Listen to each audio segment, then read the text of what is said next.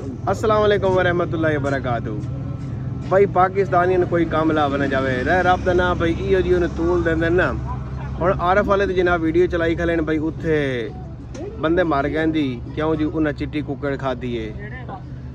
भाई हिसाब ये लाओ भाई उस फार्म तू घटो घट जे अगर माल चवीजो है तो कोई 50-55 हज़ार या 60 हज़ार किलो चूचा चवीजो सी भाई वो 3 बंदे मरने पे ਉਹ ਭਾਵੇਂ ਉਹਨਾਂ ਦੇ ਕੋਲ ਕੋਈ ਕਿਰਲੀ ਢਹਿ ਪਈ ਹੋਵੇ, ਕੋਈ ਹੋਰ ਮਸਲਾ ਬਣ ਗਿਆ ਹੋਵੇ, ਕੋਈ ਫੂਡ ਪੋਇਜ਼ਨਿੰਗ ਹੋ ਗਈ ਹੋਵੇ, ਇਹ ਪਾ ਦਿਓ ਕੁੱਕੜ ਦੇ ਉੱਤੇ ਤੇ ਖੁਦਾ ਖੌਫੀ ਕਰੋ। ਇਹੋ ਜਿਹਾ ਕੋਈ ਸੀਨ ਕੋਈ ਨਹੀਂ ਹੈ, ਕੋਈ ਫੋਰੈਂਸਿਕ ਰਿਪੋਰਟ ਨਹੀਂ ਆਈ ਹਾਲੇ ਤਾਈਂ ਭਈ ਉਹਨਾਂ ਦੀ ਮੌਤ ਕਿਵੇਂ ਹੋਈ ਹੈ, ਕੋਈ ਕੁੱਕੜ 'ਚ ਵਾਇਰਸ ਹਾਂ ਕਿ ਨਹੀਂ ਹਾਂ।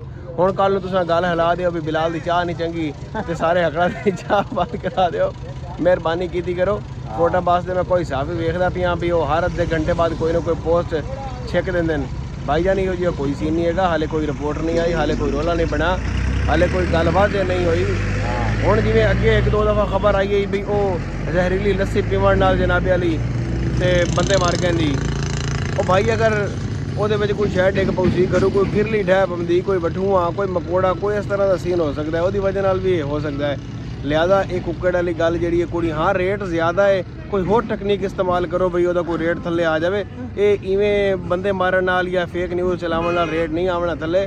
ਤੇ ਖਬਰ ਦੀ ਕੋਈ ਪਹਿਲੂ ਕਰ ਲਿਆ ਕਰੋ ਤਸੱਲੀ। ਤੁਹਾਡੀ ਬੜੀ ਮਿਹਰਬਾਨੀ। ਅੱਲਾ ਦੇ ਹਵਾਲੇ। ਇਹ ਕੁੱਕੜ ਨੂੰ ਜੀਵਣ ਦਿਓ, ਕੁੱਕੜ ਵਾਲੇ ਮਾਲਕਾਂ ਨੂੰ ਜੀਵਣ ਦਿਓ। ਉਹ ਮਾਲ ਛਾਪਦੇ ਪੈਣ ਭਾਈ, ਉਹਨਾਂ ਮਾਲ ਲਾਇਆ ਤਾਂ ਮਾਲ ਛਾਪਦੇ ਪੈਣ। ਰੇਟ ਇਸ ਤਰ੍ਹਾਂ ਥੱਲੇ ਨਹੀਂ ਆਉਣਾ।